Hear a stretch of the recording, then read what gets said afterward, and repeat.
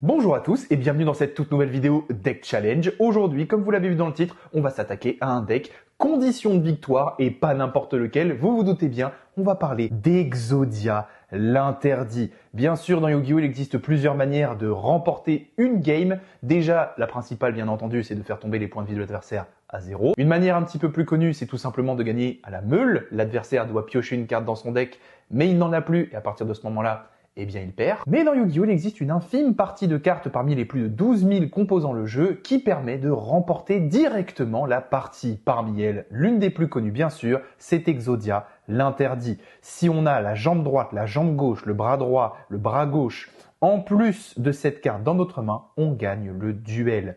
Il y a de nombreuses cartes dans le jeu qui ont cet effet, remporter le duel, mais généralement elles vous demandent des choses très précises et donc la condition de victoire est un peu plus compliquée à avoir. Je vous invite à aller voir une petite vidéo où j'aborde le sujet sur les différentes mécaniques de gameplay, si ma mémoire est bonne, où justement je parle de toutes les cartes qui font gagner le duel. Parenthèse avant que la vidéo commence, je sais que je vous avais dit lors de la précédente vidéo deck challenge qu'on allait faire un deck lien, mais après mûre réflexion, je vais patienter un peu pour vous proposer un deck lien beaucoup plus intéressant que celui que je comptais vous montrer. En plus, vous l'avez déjà vu en gameplay, c'est le deck Croisédia. Je vous invite à aller voir la vidéo si ce n'est pas déjà fait d'ailleurs.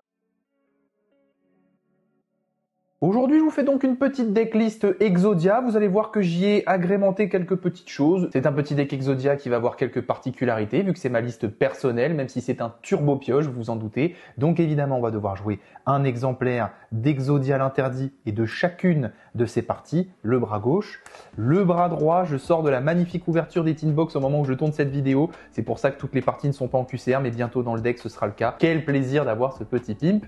Ensuite, évidemment, on va avoir la jambe gauche, la jambe droite que j'ai eu le bonheur de choper en QCR, même si c'est un doublon, c'est pas grave, ça fera peut-être un petit échange.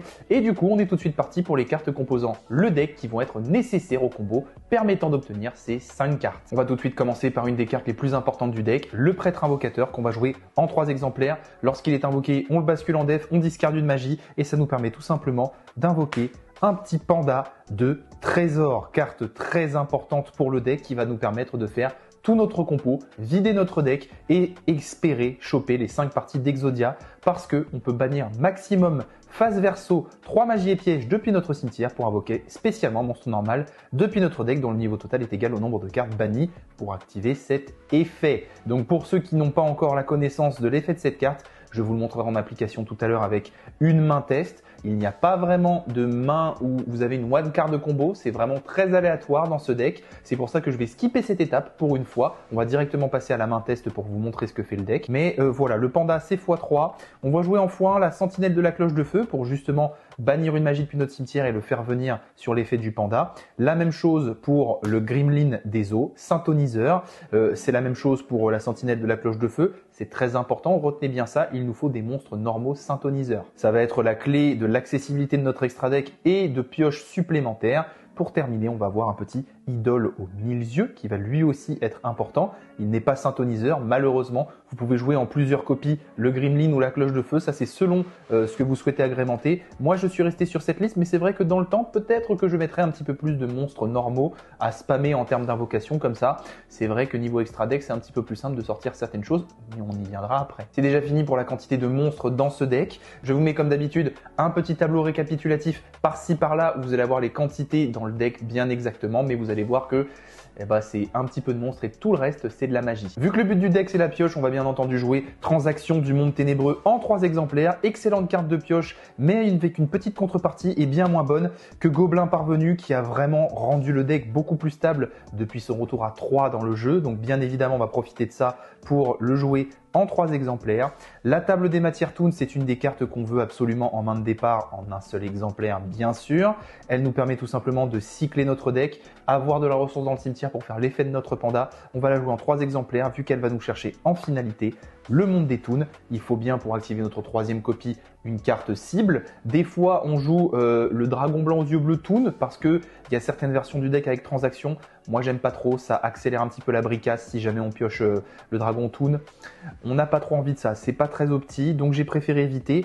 On va jouer bien entendu le maillet magique, c'est notre main est vraiment mauvaise ou si au bout d'un moment après avoir beaucoup pioché, On a beaucoup de parties d'Exodia, mais notre deck n'est pas encore assez fondu. On va bien entendu les remélanger. Le but, c'est pas les avoir trop tôt dans la main, dans la partie. Ça, vous allez vite vous en rendre compte. Donc, on joue bien sûr en 3 exemplaires. L'usine de production de Masse des Ténèbres, c'est notre win condition, donc bien entendu, elle est elle aussi en 3 exemplaires. C'est celle qui nous permet de remettre les parties d'Exodia depuis notre cimetière à notre main après les avoir utilisées pour spammer notre extra deck. Vous allez vite voir ça dans le combo juste après. On enchaîne avec le cadeau de l'éléphant blanc que j'ai décidé de cut à 2 exemplaires. On envoie un monstre normal depuis notre terrain au cimetière pour draw 2. C'est très bien, mais je voulais faire de la place pour d'autres one-off magie un petit peu plus intéressantes.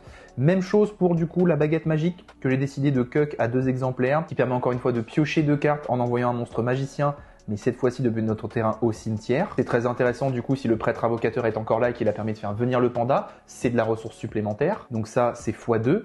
Et après on va rentrer dans toutes les one-off du deck pour terminer cette decklist. Déjà, on va jouer un bon du lien, c'est une carte assez intéressante qui va nous permettre de cibler un monstre lien qu'on contrôle ou dans notre cimetière, de le renvoyer à l'extra, et si on le fait, piocher un nombre de cartes égal à sa classification lien. Comment vous dire, je pense, vous l'avez vu venir, qu'on va jouer Saryuja, c'est une lien 4, donc ça permet de draw 4, c'est quand même vraiment pas mal, de garder en main ce qu'on veut et le reste de le remettre dans le deck. Donc c'est quand même pas dégueu du tout, bon du lien, mais x1 seulement, comme le livre de magie du savoir. On peut envoyer un monstre magicien qu'on contrôle ou un autre livre de magie depuis notre main au terrain, face recto au cimetière et piocher 2 cartes. Voilà, la draw 2 c'est quand même très fort, mais x1 quand même.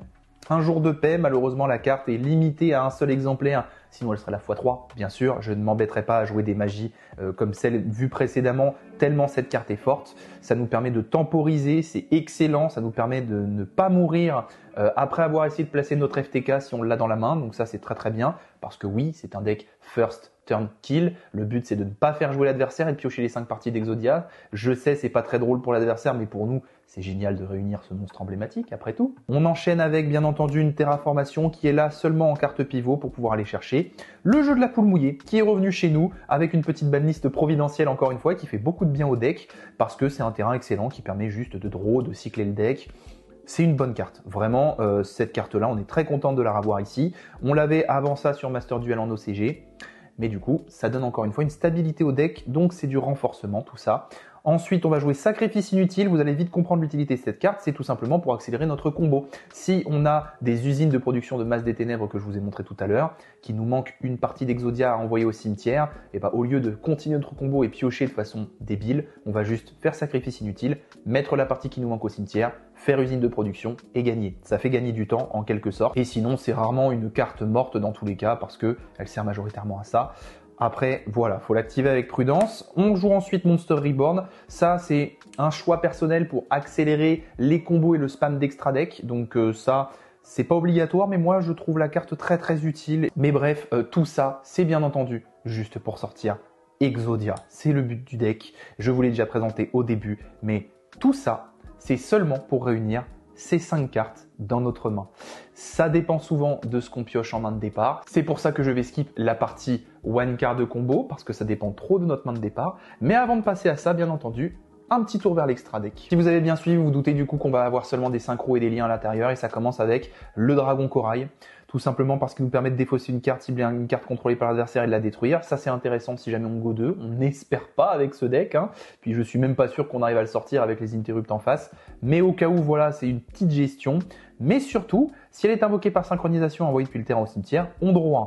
Et c'est intéressant, vu que c'est un tremplin, elle est synthoniseur. Cette carte, elle va nous permettre de sortir le Crocodragon Archétis Vorace, qui va nous permettre à lui tout seul de piocher potentiellement au minimum une carte, voire plus si on joue correctement et si on a Monster Reborn ou ce genre de choses. Ça, c'est une carte très intéressante vu que, eh bien, lorsqu'elle est invoquée par synchro, on peut piocher un nombre de cartes égal au nombre de non-synthoniseurs utilisés pour son invocation synchro. Donc, juste comme ça, faisons un petit retour en arrière. Le Dragon Corail qui est synthoniseur est niveau 6. Le Crocodragon est niveau 9. On utilise par exemple 3 parties d'Exodia et le Dragon Corail, on va draw 3. Donc ça, c'est extrêmement intéressant. On va jouer l'ancien Dragon Féerique, tout simplement parce qu'il nous permet de spare un monstre de maximum niveau 4 depuis notre main. Ça nous permet de continuer nos combos. Il va être très important l'extra deck dans cette stratégie. Ça nous permet aussi de péter nos magies de terrain. Par exemple, si on a le jeu de la poule mouillée, on veut éviter que l'adversaire profite de son effet, vu que oui, il peut utiliser son effet pendant son tour. Et bah ça peut être intéressant, on gagne des points de vie au passage. Ensuite, on va jouer le guerrier chargeur de poussière d'étoile, bah tout simplement parce que voilà, il arrive draw 1, hein, c'est de la pioche. On va jouer le marcheur métallique militaire qui est un Petit pilier parce que c'est un synthoniseur, voilà, niveau 3, ça nous permet de vider notre extra deck, de continuer à overlay et faire des synchros un petit peu plus grosses, ça peut être intéressant. La plus intéressante, ce n'est pas l'intégrateur Cyber, je me suis un petit peu trompé, désolé, j'ai voulu aller trop vite. Cette carte, elle est seulement un exemplaire parce qu'encore une fois qu'elle est envoyée au cimetière, on peut draw une carte, voilà, c'est un petit peu osef, il ne faut surtout pas utiliser le premier effet de cette carte. De toute façon, on n'a pas ce qui est requis. D'ailleurs, n'hésitez pas à mettre sur pause si les effets vous intéressent. Je vous le dis un peu tardivement, mais voilà, je ne vais pas aller sur tous les effets des cartes. Je vais vraiment aller sur ceux qui sont intéressants pour la stratégie du deck. Ensuite, on va jouer la formule synchronique en magnifique ultra rare de Dusa. On voit pas bien. Ah si, là, on a vu un petit peu. Voilà, le côté parallèle. Ça, par contre, c'est du x3. C'est non discutable, c'est une carte qui est bien trop importante pour l'extra deck. Lorsqu'elle est invoquée par synchro, on pioche une carte, c'est un synchro synthoniseur de niveau 2. Ça nous permet de faire des synchros beaucoup plus grosses, de continuer nos combos. Il nous la faut vraiment beaucoup. Donc bien entendu, ça c'est du 3 exemplaires. Puis on passe au côté, bien entendu, lien. Vous vous en doutiez, je vous en ai parlé, mais Saryuja, la terreur du crâne, qu'on va jouer en 2 exemplaires, parce que son effet, ce n'est pas qu'une fois par tour, donc pourquoi s'en priver? Et c'est surtout que on peut largement réussir à le spammer avec 4 monstres, piocher 4, remettre des cartes dans le deck. C'est juste une giga aide pour obtenir les 5 parties d'Exodia, donc on ne s'en passe pas. On va jouer le Reprodocus parce que, eh bien, il peut changer le type d'une carte pointée, donc par exemple magicien pour faire nos bâtons, si jamais on en a dans la main. C'est pour nous aider si jamais on commence à être vraiment bloqué, mais il est vraiment là juste pour ça. Au cas où, on le joue quand même en x2. Et l'araignée lien. Bien sûr qu'on va jouer l'araignée lien, elle est très importante. Ça nous permet d'envoyer une partie d'Exodia au cimetière, d'en invoquer une autre depuis notre main en invocation spéciale. Et je suis un fou, je l'ai eu en QCR, je ne l'ai pas mis dans le deck. Désolé pour la présentation, j'aurais pu faire un petit effort. Et pour terminer, on va jouer Avramax. Alors pourquoi Avramax? Parce que si à un moment on est arrêté dans notre combo, ou si malgré notre très long combo de vidage de deck, on n'a pas réussi à avoir les 5 parties d'Exodia, on peut potentiellement au moins avoir un gros défenseur qui est Avramax, mec chevalier croisé dia. Pas trop difficile à faire, 2 monstres invoqués depuis l'extra deck, mais bon ça, c'est vraiment si ça va pas du tout. Lui, on n'est pas censé le voir, c'est parce que j'ai une place dans l'extra deck et que au cas où, je veux pas mourir. Juste ça. Parce que normalement, si on FTK pas, au 2e tour, là ça passe. Enfin ça c'est sur le papier. On va maintenant changer de cadre parce qu'on va passer à la main test, le seul passage de cette vidéo que je vais pouvoir vous faire, parce qu'encore une fois il n'y a pas de one card combo. Je dézoome tout de suite et on est parti. On est tout de suite parti pour la petite main test après mélange. Un prêtre invocateur, ça c'est très très bien. Une usine de production, ça on veut pas trop early game, vraiment ça on le veut vers la fin. Une petite terraformation, ok, ça c'est pas mal du tout. Un gobelin parvenu, c'est excellent. Et un 2e gobelin parvenu, là on est vraiment pas mal. Je vais mettre le deck, normalement vous ne le voyez pas. L'extra deck non plus, mais il est juste ici. On va vraiment se focaliser sur le terrain. C'est bien mieux de filmer comme ça, je trouve. Donc, on va commencer bien entendu par une norme de notre prêtre invocateur. Ça va le mettre en position de défense. On va activer son effet en échange de défausser une magie. Vu qu'on ne veut pas d'une usine de production de masse des ténèbres, qu'on en joue 3 et qu'on en a besoin de 2 pour gagner, on va la défausser et ça va nous permettre d'invoquer directement le port-date depuis notre deck. Tout de suite, on va le mettre ici, hop là. D'ailleurs, accessoirement, je fais la parenthèse, vous avez 2 monstres de niveau 4, vous pouvez aussi très bien en fin de tour les garder et faire un Bagouska dans votre extra deck. C'est une très bonne carte, elle peut être placée. J'ai pensé à cette option que je ferai peut-être parce que je n'ai pas encore joué le deck IRL, j'ai beaucoup pratiqué, je l'ai fait en fun avec des potes, mais en vrai tournoi, je pense que c'est compliqué et trop dépendant du win dice. Après, il y a un petit truc marrant qu'on peut faire, vu que je vous ai pas présenté de side, c'est de mettre le core Tempai en side, les 15 cartes de l'archétype, et de garder vraiment tout ce qui est aspect draw pour Tempai. Un Tempai sans entrap, c'est pas fou, mais au moins ça peut surprendre à la 2e game. Du coup, on va faire tout de suite l'effet du panda. La magie que vous ne voyez pas qui est dans mon cimetière, je vais la bannir, je vais faire un tas juste ici, et ça va nous permettre d'invoquer un petit monstre de niveau 1. On va commencer tout de suite à sortir les parties d'Exodia du deck, donc avec un petit bras, bien entendu.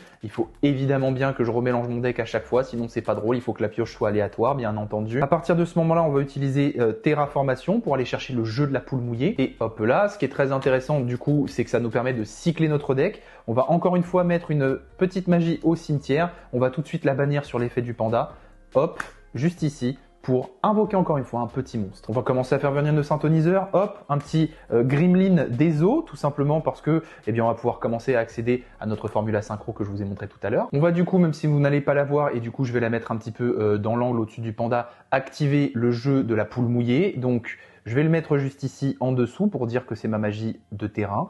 On va activer son effet, payer 1000 points de vie et piocher une petite carte aléatoire. J'ai encore ça en main. Donc hop, on pioche. Une usine de production de masse des ténèbres, ok, très bien. Pour le moment, ça nous est pas utile. J'ai bien dit pour le moment, ça va le devenir. À partir de là, on peut commencer à, hop là, utiliser ces deux monstres qu'on va envoyer à notre cimetière et vous ne les verrez pas, mais c'est pas très grave, pour justement faire, comme je vous l'ai montré tout à l'heure, une petite formula synchronique. Lorsqu'elle est invoquée, on va pouvoir piocher une carte. Donc allons-y, on pioche une carte. Transaction du monde des ténèbres, ok. Du monde ténébreux, pardon, hein, je me crois dans l'animé. Le plus possible, il faut réussir à faire l'effet du panda pour cycler les parties d'Exodia et éviter de les piocher. Du coup, on va faire un petit gobelin parvenu. L'adversaire va gagner 1000, on va piocher une carte. Baguette magique, ça c'est excellent. Ok, donc on va envoyer le gobelin parvenu à notre cimetière. Effet du panda, on va la bannir pour invoquer un petit monstre. Une partie d'Exodia encore une fois.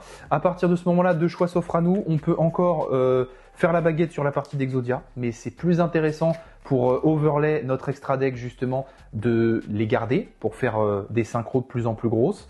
Donc je pense que là, je vais faire la baguette magique sur le prêtre invocateur, ça va me permettre de piocher deux cartes en échange de l'envoyer au cimetière. Désolé si vous entendez le bruit du deck qui se remélange en même temps que je parle, c'est plus utile. Donc je l'envoie au cimetière avec la baguette, hop là, et je vais piocher deux cartes aléatoires, une transac et un prêtre. Ok, ça nous permet de le cycler, c'est pas plus mal, très bien. On va donc encore une fois bannir la petite baguette qui était dans notre cimetière pour invoquer un monstre de niveau 1. L'idée c'est de sortir toutes les parties normales d'Exodia depuis notre deck, les utiliser pour spam nos pioches et ensuite de réussir à choper la tête et notre deuxième usine de production de masse des ténèbres. Du coup, à partir de ce moment-là, il y a beaucoup de choix qui s'offrent à nous. C'est un deck où il va falloir beaucoup réfléchir et faire les bons choix parce qu'un mauvais choix peut beaucoup vous impacter. Comme dans la plupart des decks, vous allez me dire, mais celui-là plus particulièrement, vraiment. Notre usine de production, pour le moment, elle ne nous sert pas. On peut peut-être commencer à overlay nos petites synchros. Donc à partir de là, on peut utiliser une jambe et notre formule synchronique qu'on va mettre au cimetière pour sortir un intégrateur Cybers qui, lui, n'est pas synthoniseur. Donc il va nous falloir un monstre synthoniseur. Pour ça, du coup, on va se permettre d'utiliser notre deuxième gobelin parvenu de tout à l'heure, gagner 1000 points de vie à l'adversaire. On va piocher une carte aléatoire, un panda, ok, ça nous permet de cycler, mais c'est des cartes mortes dans notre main, mine de rien. Donc, je vais les cacher en dessous de l'usine, hop. Le petit gobelin parvenu, je le mets pas tout de suite au cimetière parce qu'il va nous être utile. Je vais le bannir tout de suite, hop. Et on va tout de suite invoquer un petit monstre synthoniseur. Il m'en reste un heureusement, c'est la sentinelle de la cloche de feu qu'on va invoquer tout de suite. Et grâce à elle, eh bien, on va pouvoir tout simplement continuer à overlay nos petites synchros. Pour ça, il nous manque encore un monstre, donc on va faire transaction du monde ténébreux. On va piocher une carte. Oh, notre deuxième usine. Ça, c'est très très bon, ça. Ok. On va la mettre juste ici. Et du coup, on va défausser une carte. Donc, peu importe, on peut se défausser d'un panda qu'on a en trop dans la main. La transaction, du coup, au lieu de vous l'envoyer au cimetière, je vais directement la montrer en bannissement. Ça va nous permettre d'invoquer un des derniers monstres qu'on a depuis notre deck. Pour faire notre overlay de synchro, ça va être l'idole aux 1000 yeux. C'est pour ça que j'hésite à jouer plus de petits monstres parce qu'au bout d'un moment, le spamming, il est un peu contrecarré et ralenti. À partir de ce moment-là, du coup, on va utiliser nos trois petits monstres et l'intégrateur Cybers. Hop, pour tout de suite sortir une grosse synchro de niveau 6, mais je pense que là, le plus intéressant, c'est le guerrier chargeur poussière d'étoiles. Donc, effet, lorsqu'il est invoqué, on va pouvoir piocher et bien entendu, effet de l'intégrateur Cybers lorsqu'il est envoyé au cimetière, on va pouvoir piocher. Donc on va piocher deux cartes, une et deux. Ok, à partir de là, ça devient un petit peu compliqué, je vous avoue. Le but, vu qu'on a pioché Bondulien, là, ça va être de sortir un petit Saryuja, je pense. Donc on va faire transaction du monde ténébreux et on va prier. Donc tout de suite, on pioche. Ok, c'est pas trop mal. Ça peut être très utile. On va discard encore une fois un petit prêtre invocateur qu'on a en trop qui nous sert à rien. Donc hop, on a une magie dans le cimetière et normalement, si le compte est bon, vous avez le droit de regarder votre cimetière. On a une partie, deux parties et trois parties, donc il nous en manque une. Donc là, on va pouvoir faire effet du petit panda. On va bannir la transaction. Hop là. On va invoquer la partie d'Exodia qui manque, donc le petit bras droit. À partir de ce moment-là, c'est très risqué, mais on va pas avoir le choix. On va être obligé de faire Monster Reborn. Je pense du coup qu'on va rappeler simplement une partie d'Exodia ou un petit monstre synthoniseur. Là, je vous ai dit, le but c'est d'aller vers les liens. Donc, on a 4 monstres, on est d'accord. Donc, on va les utiliser tous les 4 et au revoir le panda. Et c'est à partir du moment où le panda quitte le board que c'est le moment où vous vous dites que ça devient compliqué avec le deck. On a les 4 parties d'Exodia dans le cimetière. Hop, Monster Reborn y est passé aussi. On va faire du coup le petit Saryuja juste ici. Du coup, on va faire effet Saryuja. Et là, on n'a plus qu'à prier. On va piocher 4 cartes et en mettre 3 dans notre deck. Une. Et là, on est trop bien. Ok. 2. 3 et 4. Donc là, on veut bien entendu pas du tout le panda, il nous sert à rien. On veut pas le maillet, c'est pareil, il nous sert à rien. Et on veut pas le livre de magie du savoir qu'on peut pas utiliser. On va optimiser notre main comme si on aurait encore besoin de piocher là concrètement, mais en fait c'est win. Là c'est totalement win. Je vous ai dit, le but c'est de vider le deck des parties d'Exodia, les mettre dans le cimetière, avoir les petites usines.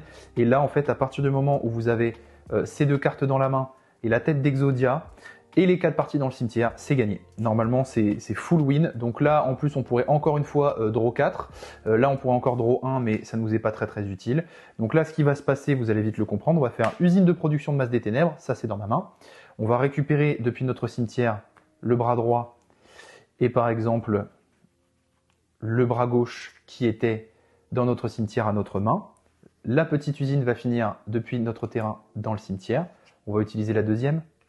Juste ici, on va récupérer du coup à notre main la jambe gauche et bien sûr la jambe droite. Et vous avez les 5 parties d'Exodia et une belle win par FTK. Voilà, alors ça, je suis très content que ça ait marché du premier coup. Bien entendu, c'est 100% dépendant de la chance. Il me restait encore beaucoup de cartes dans mon deck, comme vous pouvez le voir. Il y a des monstres, malheureusement, c'est de la brique quand on les pioche. C'est pour ça que ça me fait me questionner sur la place de 3 prêtres invocateurs et de 3 pandas, mais c'est nos one card combo, donc on est obligé de les toucher.